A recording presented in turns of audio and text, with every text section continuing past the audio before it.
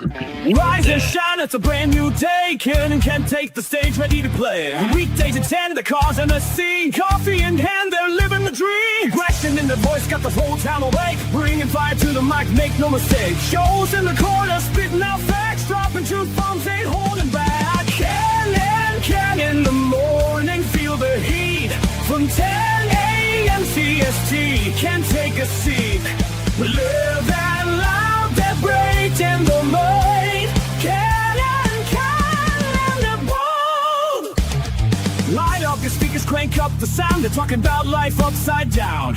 Opinions exploded like a sonic blast. In the studio, they're built to last. With passion and grit, they engage and ignite. Every single week, their force can fight. From sports to politics, This is a Huddle Sports Network broadcast. You can find us on Roku TV, Amazon Fire TV, Facebook, and of course YouTube. Get all your NFL news here first.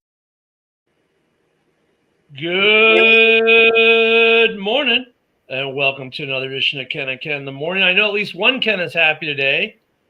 Oh, yeah. Happy Victory Monday for those of us who won. Yeah. It was a bittersweet victory because, you know, it was the whole Rodgers reunion and all that. That, you know, as a lot of Packers fans, you'd hope he'd do well. But nothing's better than absolutely stomping them. Hey, good morning there, Fred. Hold on a second. I'm sorry. I was trying to get us out here. Yeah, I watched the game yesterday. You know, it's for the Steelers last night. It was the same old, same old. They still can't figure out their identity. Oh, yeah. And then Jordan Love had completed something that Rodgers never did while he was in Green Bay.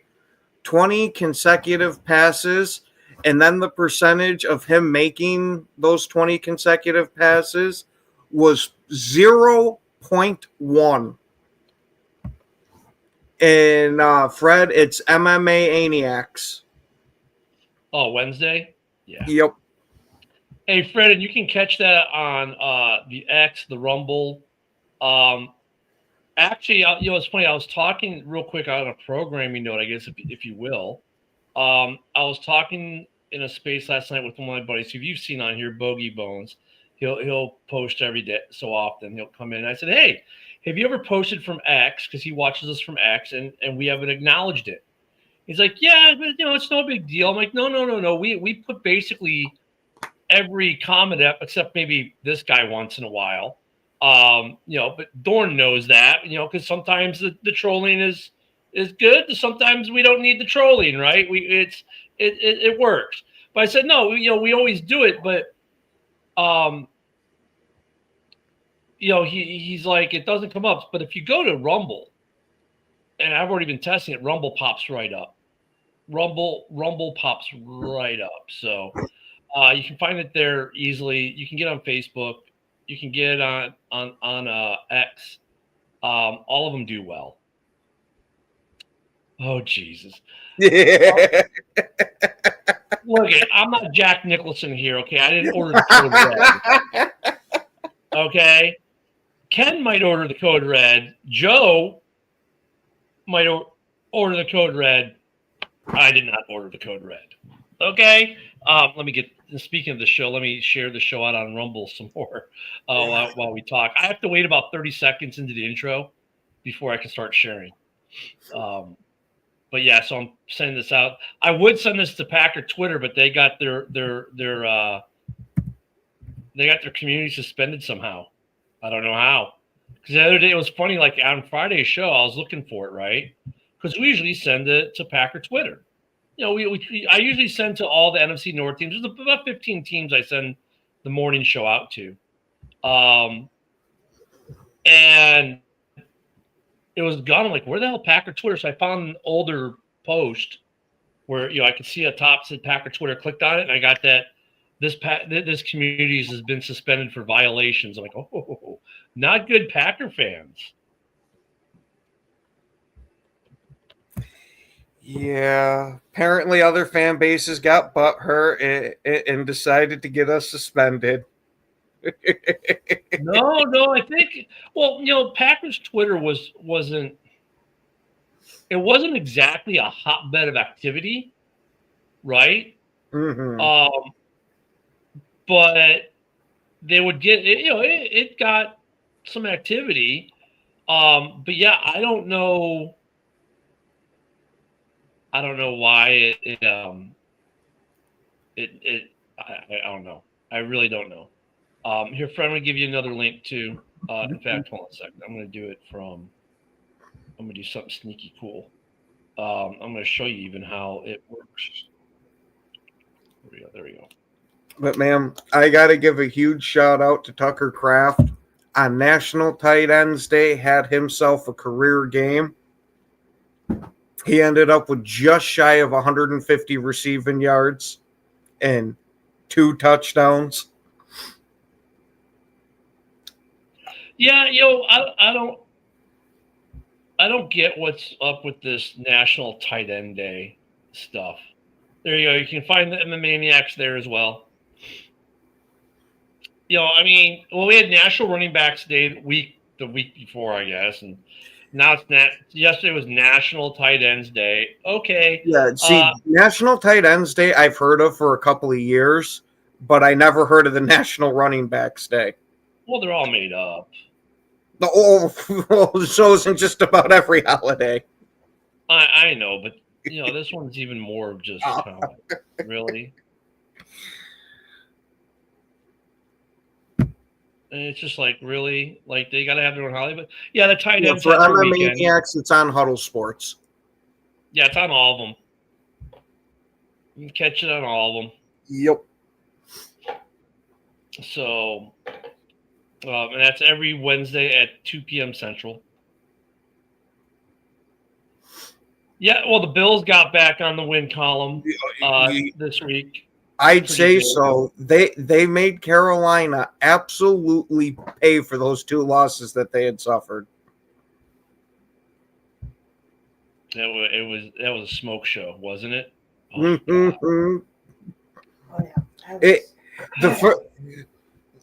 the beginning of that game, you were wondering if it was going to end up being another struggle game for Buffalo. But hey, Josh Allen put on his Superman. Well, I can't even say Josh Allen. I got to give this one to James Cook because holy shit, did he have himself a day. 212 yards he had. Oh, yeah, my fantasy team liked it. I was like, whoa. I was like, okay. Rob, I think you're dead right on that one because that was a terrible game from Atlanta. There was, I'm not surprised at Atlanta, but they were missing some other people too. The injuries, I'll tell you what, now we're at that part of the season. It's funny because the injuries are affecting teams. We saw it. We saw quite a few teams that have been affected this week by injuries.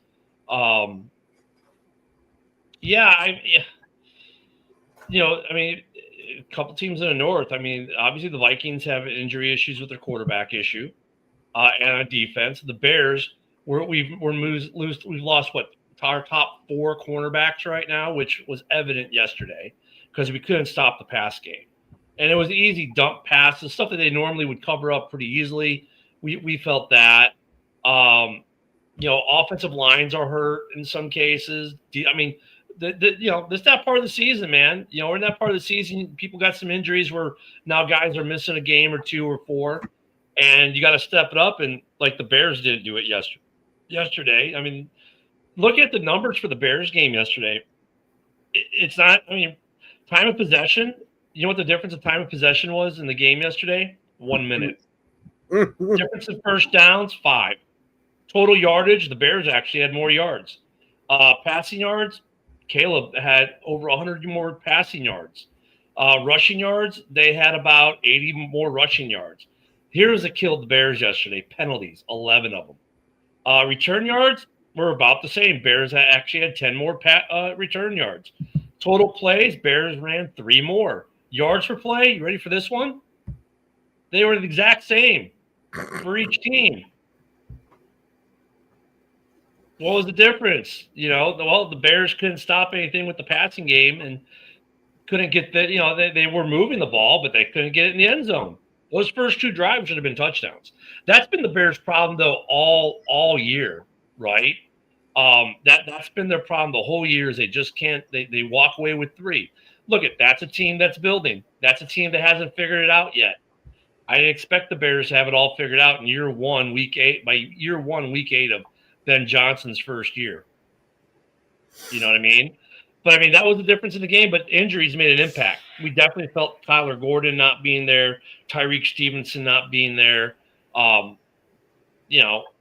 injuries are going to affect teams. It's affected Atlanta,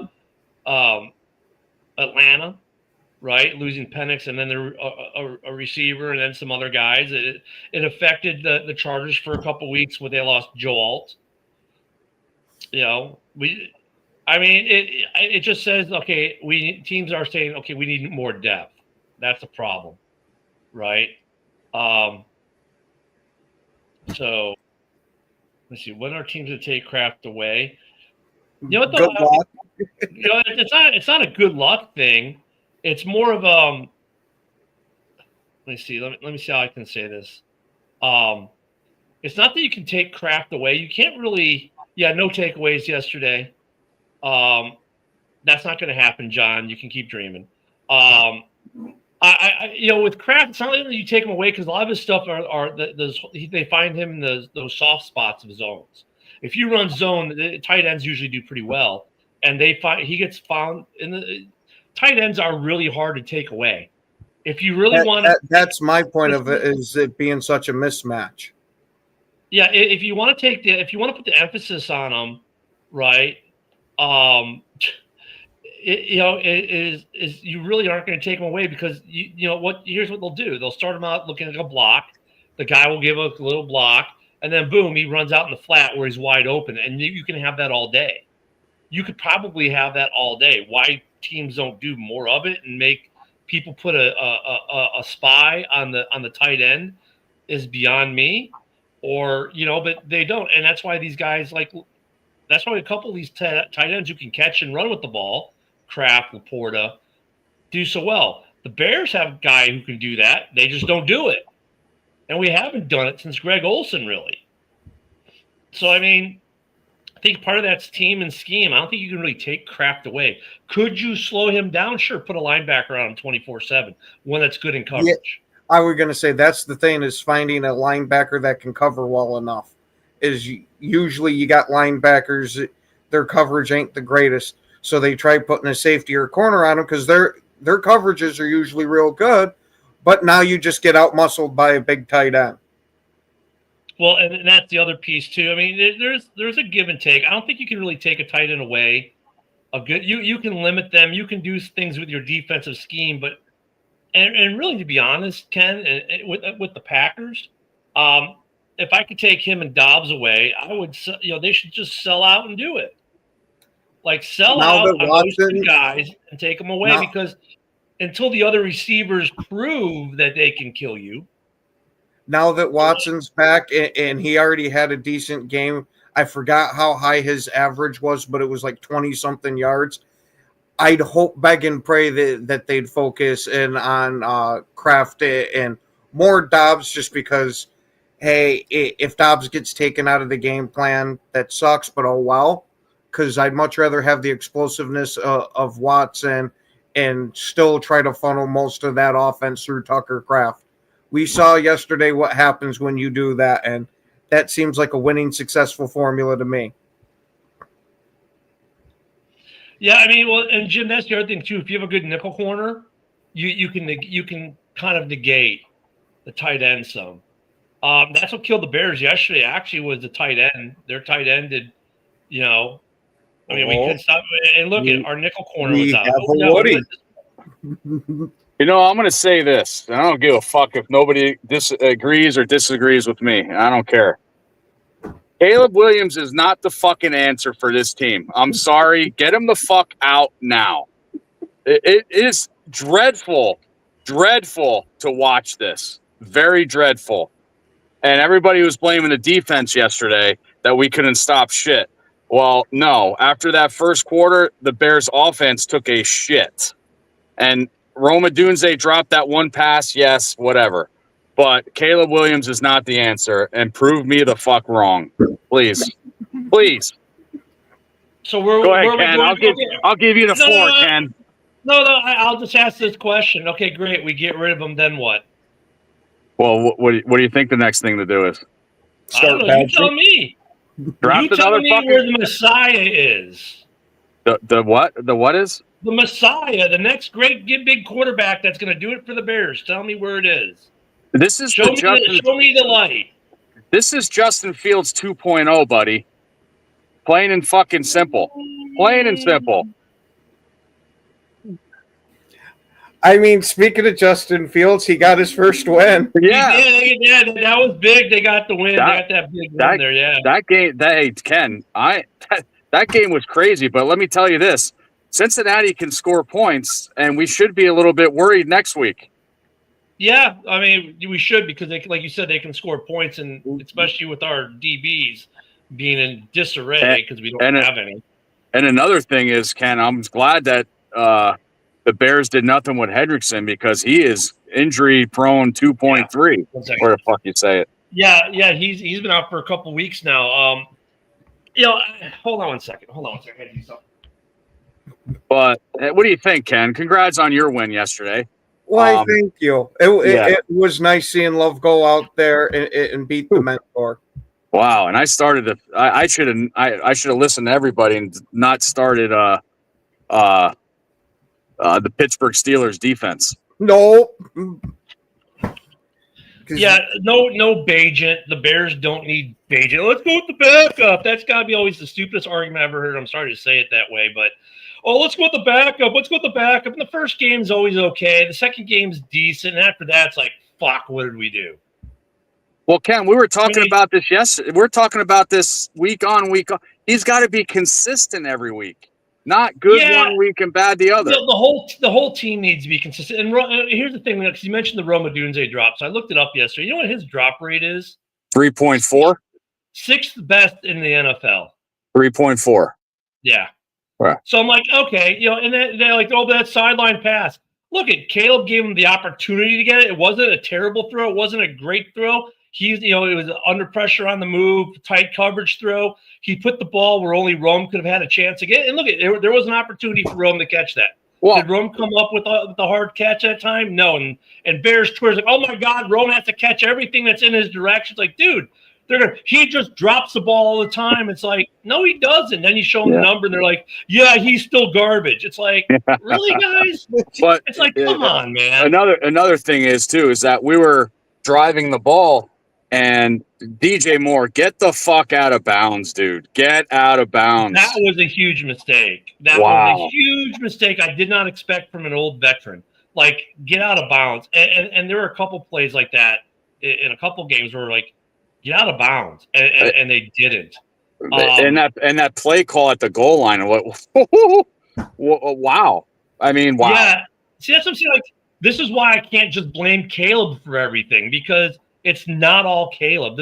Caleb need to get more consistent and continue to grow. Yes, I agree with you 100%. But does that mean you jettison him and just go get another quarterback? No.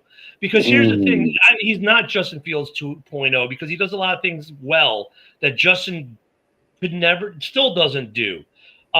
He does he have the flashy run plays like him? No, but he doesn't try to be that either, though. He's always looking to put the ball downfield to okay. And you can't. I don't know if you blame this on the offensive line, but this was the first time I think since the 80s or 90s that we had team had 2 intentional groundings in one game. Congratulations, bud! You got a record. This was definitely the offensive line took a step back yesterday. I mean, and here's the thing, too. It seems like if you look at the plays that we miss on, and this is true for almost any team, but it was especially true of the Bears yesterday. The Ravens were able to get pressure quickly on Caleb before he even had an opportunity to check all his reads. Like, as he's getting off the first read, which wasn't open, he has to move out of the pocket or he's getting hit, right? So, I mean, there's that piece. The protection wasn't there yesterday. And look at receivers still got to get open. And if you look at coverage, that doesn't always happen. Sometimes was there an option? Sure, there was an option. But once again, here we are watching on our 85-inch screen TVs and with a bird's eye view and no one standing in front of me. We can't afford that, can I? We can't afford that. I got a 75-inch. You're the 85-inch. You know what I'm saying? So I mean, there are those issues that every team has. I don't know, I wouldn't say Caleb's not. Look, Packer fans are loving this. Look, I don't know if he's not the answer in Chicago, but he's better than what we had. And look, Bears fans need to take a fucking dose of reality, man. We're not a Super Bowl contending team. Are we a better team than we were last year? Hell yeah. Are there going to be growing pains? Hell yeah. All right, I'll take a reality pill, Ken, for you. Don't worry. I'm sorry. I mean, no, I'm not saying you, Woody. I'm just saying, like, if you were reading Bears Twitter yesterday, you would think that every Bears player has to be an All-Pro, bets at their position in the league across the board or whatever. It's like, dude, that's not reality. I mean, and we're still. This is year one. Game 7 under a new offensive scheme, a new defensive coordinator. Your defense has basically 1, 2, and DB 1, 2 cornerback. I'm sorry, I'm making more specific. Cornerback 1, 2, 3, and 4 out. Right, your D line generates a little bit of pressure, but they're not generating sacks. The first drive they came out great, and after that, there was like almost no pressure. The first quarter. Had time to throw. Yeah, the first quarter. Yeah. Well, and these pre-snap penalties, fucking stop. I mean, god damn. And that the Torrey Taylor punt, and that guy wasn't lined up on the. He was. My god. Well, that's dude. the thing too. Like the penalties, and John, the Bears are nothing's happened. They can still make the playoffs. Did you hear me say the Bears have no shot in the playoffs? They're 4-3. They're definitely in the playoff hunt still. Look, here's the thing too, Bears fans, and Woody and I said this a couple weeks ago. Coming out of the bye, we had 5 games. We need to go either 4-1 or 3-2. 4-1, we're good. 3-2, we have a shot at the playoffs. Okay, so right now we've lost 1. We're 2-1. We got the next 2 games coming up. We'll see how the Bears do. Oh my god, I'm not a homer. I know, right? I'm not a homer, guys. I'm not a fucking homer. If I was the homer, I'd be saying Bears are going to go, fucking 13-4 or whatever. We're going to win out. So, I mean, it's like, come on, let's get off the stupid train a little bit, some of the Bears fans and Bears Twitter, and get with reality. Bears Twitter was just – it's funny because it's like these guys, like, everyone who was like, oh, Swift's a bum, then he scores a touch. Oh, Swift is awesome. It's like, really, dude? Yeah. Like, fans are going to fan. Believe me, Ken, I get that because there's a certain Packer fan, not that we do podcast with them or anything, that was just hating on Jordan Love this year. And I mean, so much to where they said we shouldn't have got Micah Parsons because we're going to need those first-round picks to trade up and get a quarterback. And now they're absolutely glazing Love after last night's performance. It was a great damn performance, absolutely. It's easy to pick on guys. It's easy to pick on single points of failure, even though in this points of failure are many. The Bears had many points of failure yesterday. They didn't get the running game going consistently. They had almost 100 yards running. That's great. They didn't pass protect consistently. They didn't play defense consistently. The special teams, look at special teams. Why aren't Bears fans bitching about special teams? They should be, when on the average return, they're starting at their 45 or the 50-yard line or in plus territory almost every time. When you have like a great punt, like what he just talked about, and now you lose it because of a stupid penalty that you should never be flagged on, because you shouldn't be dumb enough to line up like that. I mean, there are points of failure all over the place with the Bears yesterday. So it's not just Caleb. It's not that Rome dropped that pass along the sideline. It's not that DJ didn't go out of bounds. It's all those things. You know what I mean? And it's like I don't get the fans giving Rome shit. Yeah, every so often your players are going to drop shit no matter who Right. the hell they are. That first quarter, he was going off at Dunze, and you should have seen Bears Twitter yesterday after Santos missed that 58-yard field goal. Oh yeah, oh my everyone's God! Like, where's Moody? Where's Moody? Yeah, Where's I'm Moody? like, well, Moody would have made that. Yeah, Moody Oh, would I'm have doing made it. great. What's up, Yeah, Joe? like- Hey, Joe, don't poke me in the eye and make my eye bleed, please, and go no contact. Yeah, Moody would have made that. Moody would have made that. I mean, you It know appears what? I have a couple of fans. There were chat. quite a few missed field goals that were short by kickers not named Cairo Santos yesterday. Wow. In the NFL. Because everyone's trying to kick the 58 yards. Why? Because you got a guy like Arbery who just nails 65-yarders. So other teams like, well, we should be able to kick 58. Not with your kicker, you can't. Like, I get it. What else were the Bears going to do? They could have done a Hail Mary, sure. But, okay, we'll try it. He was about, 10 yards short? I mean, it was short. Well, yeah, it was a 58. It was a 58-yard field goal. He only can make it up to 40. Yeah, 10 yards. Yep. And it was one of those what they call a hurricane drill, where they rush out. That was there phenomenal. So I mean, the fact that they got the kickoff, I was like, that was impressive. They actually got the kickoff. The fact that they missed, I'm like, well, we could have told you that it was 58 yards. You can't kick that far. I mean, yeah, he made a 57-yarder in the preseason under perfect conditions, but this wasn't going to be perfect conditions. No, it was a hurricane. It was a hurricane kick. It was a rush, get out there. So would Moody have made it? But yeah, Bears Twitter was, oh my God, Moody, why is Moody not on this roster? Why, it's like, oh Jesus. I mean, there were lots. I watched that whole game yesterday, and one thing that I noticed was that Huntley has a good connection with Zay Flowers, man. Like they have a good rapport together. For a Huntley backup and a receiver, like look at Huntley has a good connection with Baltimore. Period. Like those dudes love Huntley. I mean, he should have never left to begin with. I just meant his connection, his rapport with Flowers.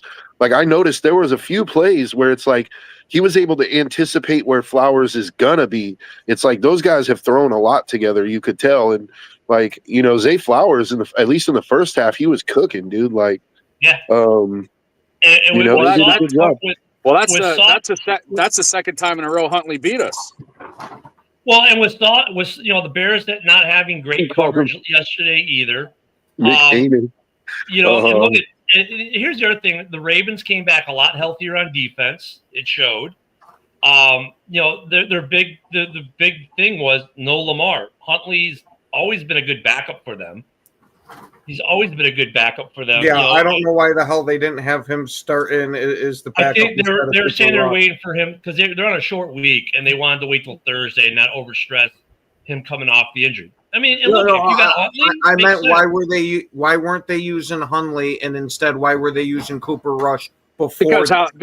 Because how Cooper Rush did in Dallas, how he backed up Dak. That's how it goes. The Cooper Rush, the Viking killer. Wow. Yeah, Joe. Hands off to you. The Raiders did look better yesterday, as the comment just said. Great yesterday. Yeah. No, see, I saw a stat today that the Raiders lost to the bye week 35-3, and Geno threw 4 picks. Yeah. And you can't blame it on the refs either. But that was a bad miss by Hopkins. That could have been a offensive PI and a face mask. Yeah, I mean, that was a bad miss to the PI. That was a big play too. That those are all momentum plays. I mean, those are But John Dorn brought up, hey, the Bears got no turnovers. Yeah, our defense that's been averaging over 3 turnovers a game got 0 yesterday. Yep. And honestly, I'm not surprised. Honestly, I mean, the pressure wasn't there. And even when the pressure was there, we were playing CB 5, 6, 7, and 8. Well, they weren't jumping routes. They weren't doing the things that our defense has done in the defensive backfield to create turnovers. The safeties weren't able to ball hawk at all yesterday. So yeah, no turnovers. Derrick Henry actually held on to the ball. Mm-hmm. Yep. I mean, the run defense looks like it slipped a little bit yesterday. I think once again, though, you feel the effects of missing your nickel corner, who's now out for 3 more games. Well, that's the advantage of having a mobile quarterback, and they said it yesterday. during the game. If that middle is open, but there's no receivers open, a mobile quarterback's just going to take the fuck off, and he had 30-some yard run. Yep. Well, two I mean, takeaways too of that game is, John Harbaugh outcoached Ben Johnson. That's Calm what it came down, to. down, Penn State. All right, I don't need to hear that shit. Look, they were outcoached maybe a little bit on both sides of the ball. Yeah, but then my second takeaway. Defensively, they had some, like, the wide open holes for Huntley to go down. The coverage was soft. Offensively, the protection wasn't as good as it has been, and guys were missing plays all over the place. Yeah, the second takeaway is just that I think it was either Romo or somebody else. I forgot who it was. Watt was that said that Ben Johnson emptied the clip on like some of his good plays in the beginning of the game, and then it got stale the rest of the way. Really, that's when it comes down to it, though, Isaac, and sorry to cut you off there, but here's what it comes down to: is that the Bears, the biggest problem of all of this, all that other stuff is great. None of that stuff matters if they score touchdowns instead of field goals on those first drives, because that changes the complete complexion of this game. Yep. And the problem is that the Bears offensively, when they get in the red zone this year, I think we're like the worst in the league. I think our conversion rate's like 30%, something probably less than that now. When we get we'll score touchdowns from 30 yards out. We've had this problem in Chicago before. Hey, if we're 30 yards out, yeah, we're going to get a touchdown. But if we're in the red zone, it's a field goal. It's like all of a sudden the offense does not know how to. We don't know how to call the correct play. Or like Ben Johnson just doesn't give them the correct play in the red zone that they can be effective in the red zone. And it's funny because there was a comment on Bears Twitter. At first I was thinking like, but this guy's like, when I watch other teams, they're in the red zone, their running back walks in untouched. Why are we trying to go down the middle, do this, do that, the other, and we're getting stuff all the time? Why is that? Why are we not calling that play where we're bootlegging Caleb to the outside, where you can run it in like you did the other week, or an easy pass to a tight end, because we don't pass the tight ends in Chicago apparently. It was tight end day yesterday. Yep. I picked up Caleb in my fantasy football because there's no other quarterbacks left. I thought he was gonna fucking ravish the Ravens because of that defense. Been giving up 600 yards in 5 games. Yeah, they were healthy yesterday. But he couldn't, man. I even wanted a fucking touchdown. He couldn't even hit wide open DJ Moore. Well, here's Caleb yesterday was 25 of 38 for a 65.7% completion percentage, 285 yards, 1 pick, and a QBR of 84.69. And a 1st and goal at the 7-yard line with a field goal. Yeah. I mean, it wouldn't have changed the outcome of the game if he hits DJ Moore on that touchdown, towards the end of the game, but still, it could have done something for my fantasy team. Isaac, we're here for you, Isaac. We're here for you. I mean, but it all comes down to those first 2 drives. You get down in the red zone and you walk away with you walk away with 2 field goals instead of 2 touchdowns, and then in one drive, the Ravens go up 7-6. Yeah, it's like Ken, the Packer fan. This is why we fired McCarthy, didn't we? Mm-hmm. So I mean, everybody wondered why we fired McCarthy. The same fucking reason. So I mean, look, and that's what I'm saying. Bears fans have to kind of drink from the reality cup a little bit. Okay, I will. No, I mean, I'm not talking about you, Woody. I'm talking about a lot of guys who think that they don't like you. Get it? You look at this. It's year 1, game 7, new offense, new defense. There's been a lot of change in Chicago. Not everything's gonna be humming and perfect, right? Your teams still have to grow and have to go through the process. You don't get to skip the process because you're Chicago. Sorry, but there are Bears fans who just think that, well, we got the guys. Everything should be perfect. Everything should be synergized. Everything should be perfect. Every play call, whatever. I mean, look, we know that's not the way it works. Teams are going to have to go through that process, and they're going to, right now the brick wall for Chicago is red zone offense. So now how do we fix it? That's what they've got to figure out. There have been a couple times in this season Even in the games we won, and we still won, but red zone offense, we won despite our red zone offense. You know what I mean? Our red zone offense has to improve, or we're not going to win a lot of football games. We're going to lose games we should win if Bajan does not win that game. We need to fix the red zone offense. It's easy for me to say, oh yeah, it's all Caleb's fault. Well, look at the numbers. The dude still had pretty good numbers. What are the other issues? Well, what are the play calls? What's the offensive line doing? And of course, you got the defensive side. So I get it, but like if you're going to drop Caleb, okay, Bears fans, you're a year and a half into his campaign, into his career, and now we need a new quarterback in freak out mode. Cool. Yep. Let's go get another quarterback, and a year later go, yep, that's not the guy. We'll do that for the next 50 years and never find the guy. Well, you got to give Ben some props here. Like the fucking for 4 games, he had the offense scoring 21 points and above. You know what I mean? Which is pretty good game we didn't. for a first-time coach. Yeah. Yeah. Like, and also, I just wanted to point out, like, you guys won 5 games last year. Like, you're already 4-3. Like, Bears fans should be ecstatic with where the Bears are right now. Like, you got a first-year head coach and you have a winning record through 7 games. You won 4 straight games, and then, you got trapped. Like, it happens to the best of them, man. You got trapped by the Ravens. Like, I don't think the Ravens are a better football team right now. I just think you got trapped. Like, you had that 4 straight win game. You had that 4 streak going on, and you're like, man, we're rolling. And all of a sudden, you ran into a team that was desperate for a win, and And we thought we were getting a toothless defense, which wasn't the case because they came back pretty healthy yesterday. They got some guys back, and then we couldn't put the ball in the touchdown. We couldn't get it in the end zone those first 2 drives. I mean, so like when Paul says the Bears should have won the game, I think if they get touchdowns those first 2 drives, this is a completely different looking game for Chicago. But look what happened to the Niners yesterday. It's not like this has been a new problem in Chicago. This has been a consistent problem with the Bears all season. This is something they have not figured out yet this season. And look, Packer fans know this. There was a time where the Packers could not figure out the red zone. They had a shitty red zone percentage, and it took time.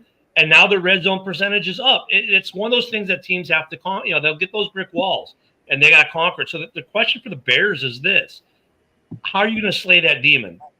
How are you going to fix the red zone offense? What are you doing to fix it? Because it almost looks to me like the last 3 games, they haven't done anything. They keep trying the same old plays: run right, run middle, run left. Look at the one play they did in the red zone that worked was that rollout with Caleb last week. Okay, that worked. I think honestly, you need to guys find Odunze more than DJ Moore, because if you look at the red zone plays, a lot of them are catered to DJ Moore, and DJ Moore is good and all. You know what I mean? But Odunze is playing much better this year than DJ Moore, hands down. It's not even close. So I think those plays that you try to flip to DJ Moore on the red zone, you need to. Doesn't Odunze already have like 5 or 6 touchdowns? Like, he does. He's the red zone guy. So but no, Joe, he's not, because none of those were from the red zone. They were all longer balls for the most part. Well, he was wide open on that one on 4th down yesterday. He was wide open. Yeah, and Caleb missed him. I noticed because I've watched a couple Bears games this year. I noticed those plays are going to DJ Moore, and I know he's like one of the highest paid wide receivers on the team. So yes, you got to find DJ Moore, but at the same time, Odunze is outplaying him hands down. Well, I think Odunze is getting the ball more. I think Odunze is getting more targets actually. Not in the red zone though. Like, I mean, DJ Moore is getting more play calls in the red zone than Odunze. Here's the other problem though. I don't want to. I'm not disagreeing with you, but I'll say. But there's another problem, and is that like the interception? He was trying to force the ball to Odunze yesterday. Like, I think sometimes he's trying to force it to Odunze. The interception last week, same thing, trying to force it to Odunze in double coverage. It's like, dude, read off him and go somewhere else, or just don't throw it there. Like that's been the one thing. And Bear fan Mike's like, well, he's staring him down. Watching that play yesterday, he didn't stare Odunze down. Like you saw him go through his read progressions, and he still decided to try to force the ball to Odunze. Like he needs to kind of not do that.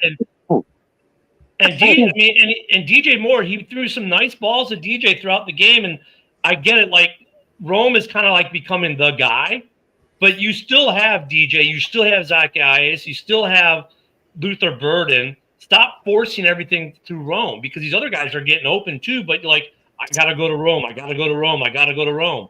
No, you don't gotta go to Rome every time. I've seen that game too. He was holding on to the ball in some plays. Sometimes just throw away the ball. If the play's not there, everybody's in coverage. You're about to get a coverage sack. Just throw the ball away. Well, everybody makes fun of. Everybody makes fun of. Though he does, though, Isaac. I mean, that was true last year. They were talking about, he's the third.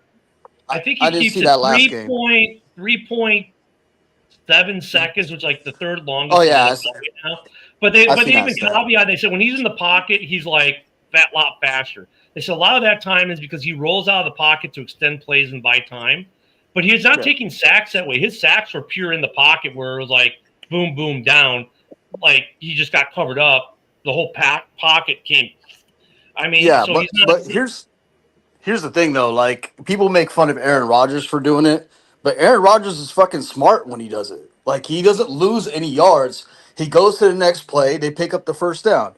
But some quarterbacks, have this thing that they have to make a play, and it puts them in bigger trouble. Jordan Love has this fucking. Sometimes this happens to Jordan Love. Jordan Love will hold on to the ball. He'll just run, not find anybody, either take a sack or throw a bad ball. It's like, dude, just fucking throw the ball away, go to the next down. If the fucking coverage is great and you see it with your own eyes, throw the ball away. It's like these guys never saw Varsity Blues before, I just throw the ball and hit the dude off the fucking horse, man. Like, you know what I mean?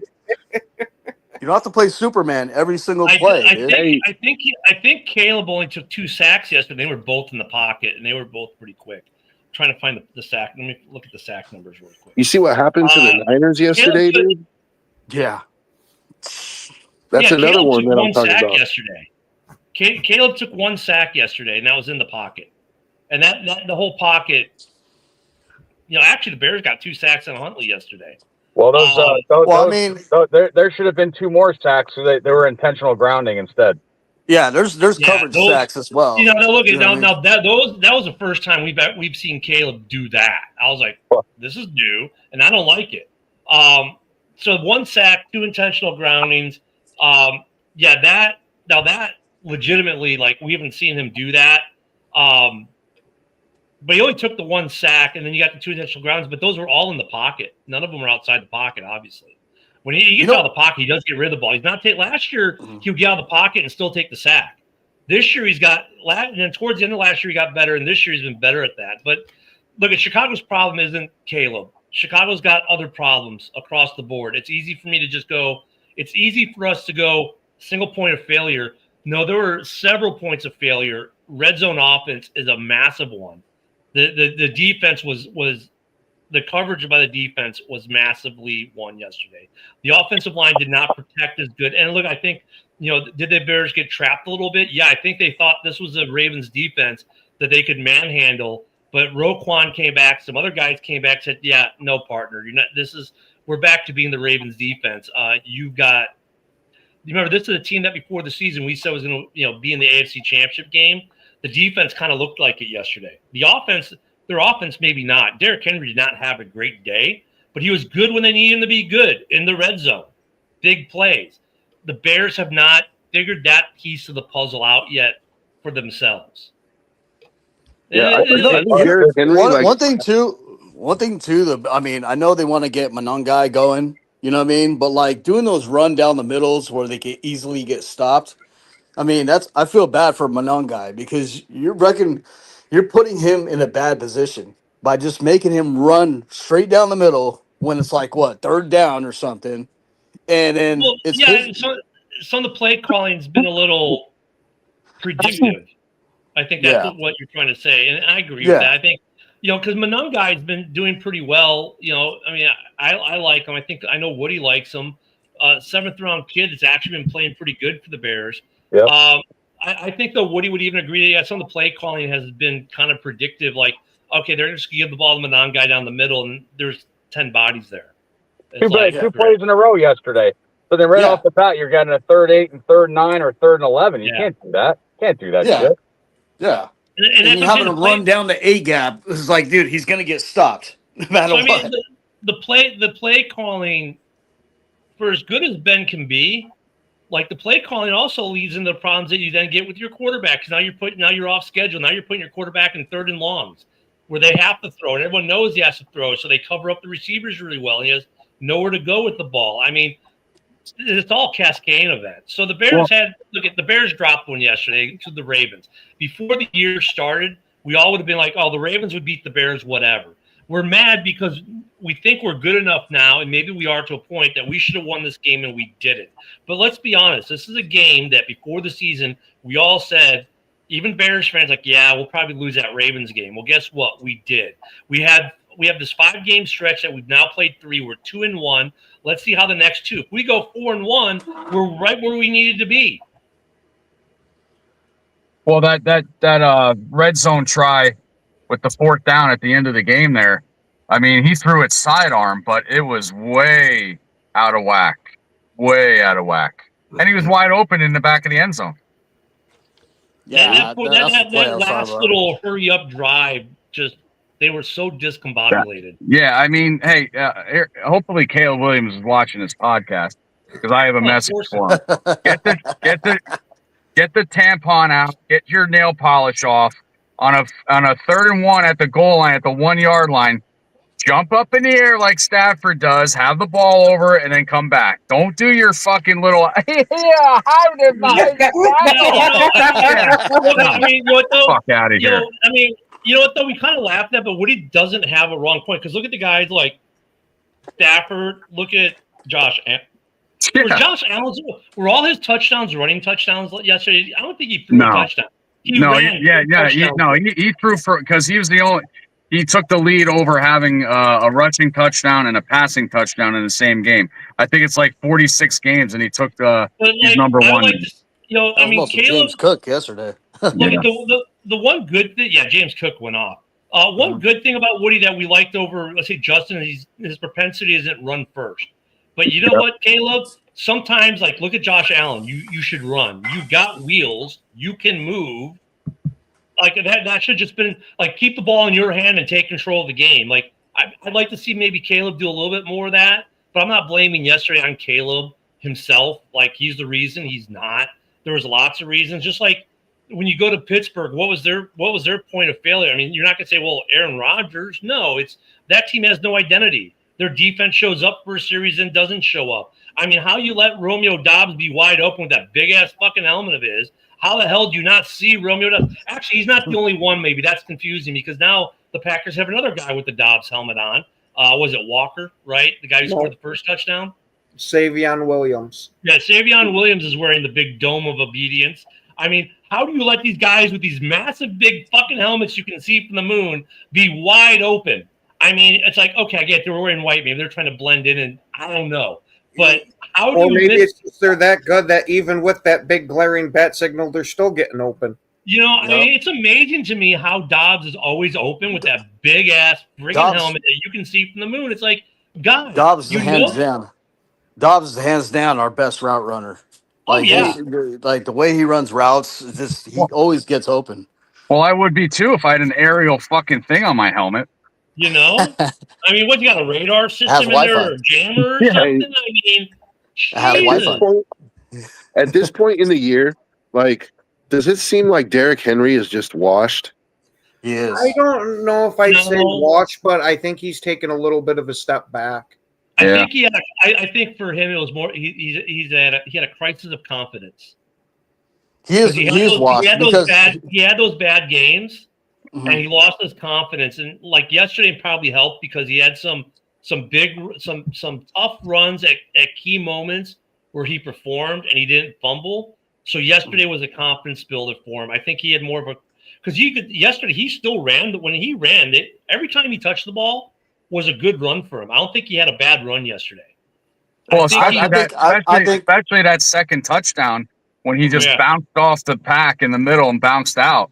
I mean, he's not totally washed up, because if you're washed up, you just stay there and get fucking tackled. But he's still there, but not as I good. think he had a crisis of confidence. He's still a big boy, but he's washed from his Titans days. The Titans days, like, he was just an unstoppable juggernaut. But he's not busting out those big, huge runs anymore. But I mean, hey Ken, you know what I thought yesterday on that punt when Torrey Taylor got it down to the 1 yard line, but it was a penalty. I was thinking maybe this is Derrick Henry's 99-yard touchdowns with 3 fucking stiff arms. He does the Bo Jackson run. Yeah, I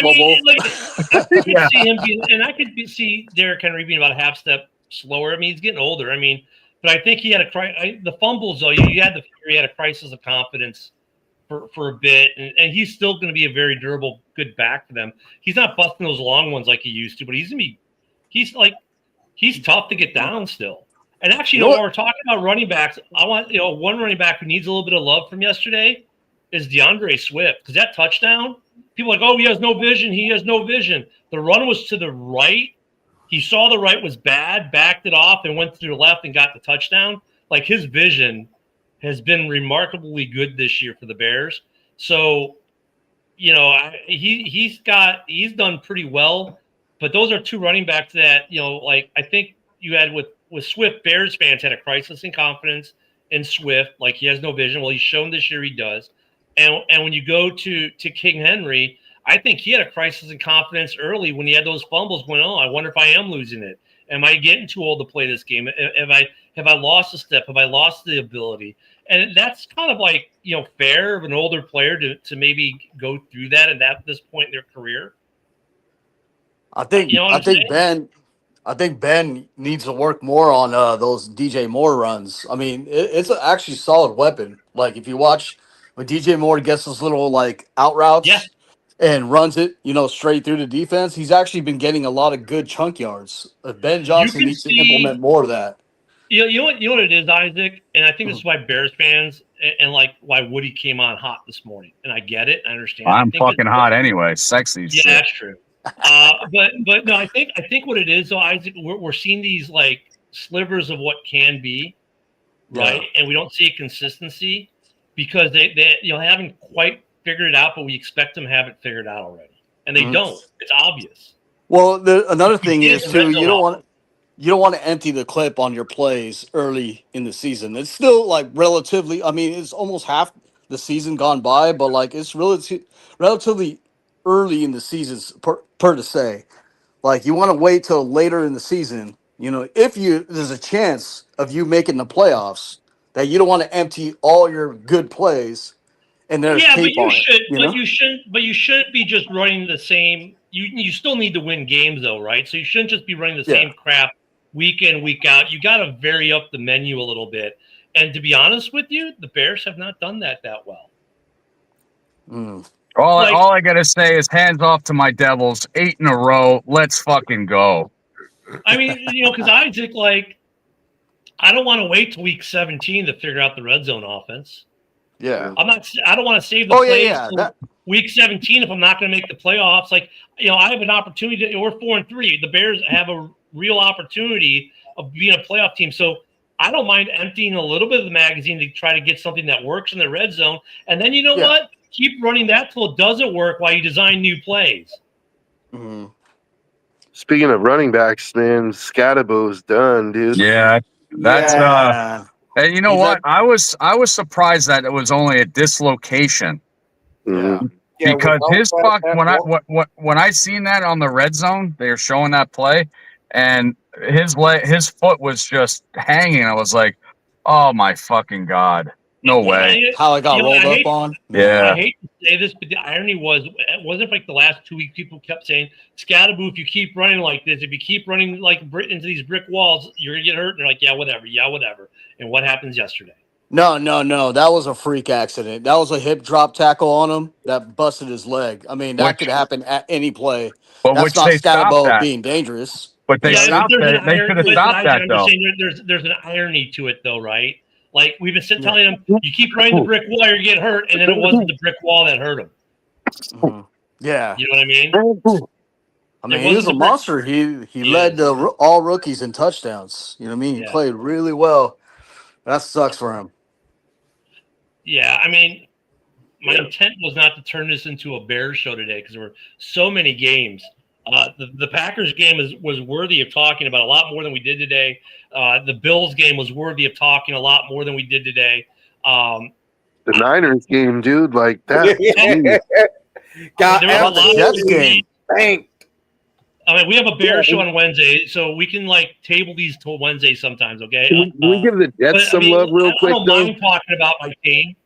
You know, I don't mind talking about my team, but still, I mean, and look at the bigger news is this: trade deadline's tomorrow at what 1 p.m. or 2 p.m. Eastern, 4 p.m. Eastern. You know, so here's a question, and this is what I really wanted to talk about some today too. And we got a few minutes left, but it's obvious the Bears need some corners with the injuries. It's the Packers they still want a corner. There are some teams that could use some people. The problem is, after yesterday's games, who's selling besides the Titans? Or are the Titans even selling? Are they just, like what's going to be available for teams again? I know like Bears Twitter, especially, we need to get this, we need to get that, we need to get the other. Cool. What's actually available out there to be bought at the trade deadline? Saints should be selling. Vikings should be selling. You know what I mean? Again, there's a lot of teams that should be selling. You know what I Do mean? you really think the Vikings should be selling? Yeah, because JJ McCarthy ain't gonna help their case. I mean, we already seen how bad he is. He the only thing he has to cling on is playing better in week 1 versus the Bears. That's the only thing that he has. What are they selling though? Because their offensive line sucks ass. Well, yeah, I mean, they got to sell a couple players on there because they did spend a lot of money this offseason, you know what I mean, to hopefully be a better team. And right now they're in the basement. You know what I mean? And Joe, like, have you heard anything about the Raiders selling? Besides Jacoby Myers? I think Jacoby Myers could be sold, but I mean, I haven't heard anything. You would think that they would have some deals damn near done by now. There was this one podcast where they were doing fun, quote unquote, fun trades, and this dude proposed sending Brock Bowers to the Giants for Theo Johnson in like a second round pick. And I like that trade. he got laughed out of the freaking studio, dude. Like, it's 100%. he's like, well, tight ends just don't bring value like that. They don't get value in the trade. No, he's saying in trades, like you don't see a tight end go for multiple firsts. So he thinks Bowers could be had for a much shittier tight end in a second round pick. And I was just like, he's dreaming, buddy. Look, I think anytime anyone suggests a trade with a guy who's on his rookie contract early in his rookie contract, you just laugh him out of the room more times than not, because why are you going to get rid of a productive tight end that you have team control on for 3 more years? You're not. Well, the biggest Especially Bowers. What? Yeah. The biggest piece that everybody's talking about is Thibodeau. I mean, like, and a lot of people are trying to make a move and grab Thibodeau. Speaking of Bogey, we were talking about you earlier, brother. See, look, he's coming in there from Rumble. The comments always come through. Good to see you this morning, Bogey. We had a great conversation last night. That's the other thing I think, and I love looking at these like communities on X. Like Bears X, when Packers X existed, Raiders X, some of these other ones, and like you hear these trade deals, like, dude, why would that team ever get rid of a guy who's on year 2 of a rookie contract? Like no. Like, if you look at the guys who get sold during this time period, it's guys who are on the last year of a contract, right? It's a contract year, or like they're on year, they're finishing off year 3, and it's obvious that the team isn't going to do the 5th-year option on them next year as they enter year 4. So yeah, they're gonna, he's not working out for them after 3 years, so they're gonna get rid of him. Those are the guys that maybe. But a guy who's in year 2, when was the last time you saw a guy that was a first-round pick in year 2 get traded at the deadline? Vikings are kicking themselves. They let go of Darnold and Daniel Jones. Two quarterbacks are tearing up the league. I mean, and that's Yeah. the thing. I think that's the other problem we have. Like the teams that we thought would be selling aren't. So now we're like, well, fuck, who's going to sell? And really, there's Minnesota's down bad. like But, it would be I would be surprised if Minnesota sell in one way, because I mean they're not completely out of it. They're still in it. But Isaac, you're not wrong either. Something for us to think about as we're running out of time, guys. Thank you for all the comments. Thanks everyone for being here. Isaac, thanks for being here today. When not collecting taxes, we're out of time. We'll see you tomorrow morning. Thanks everyone. Have a good one.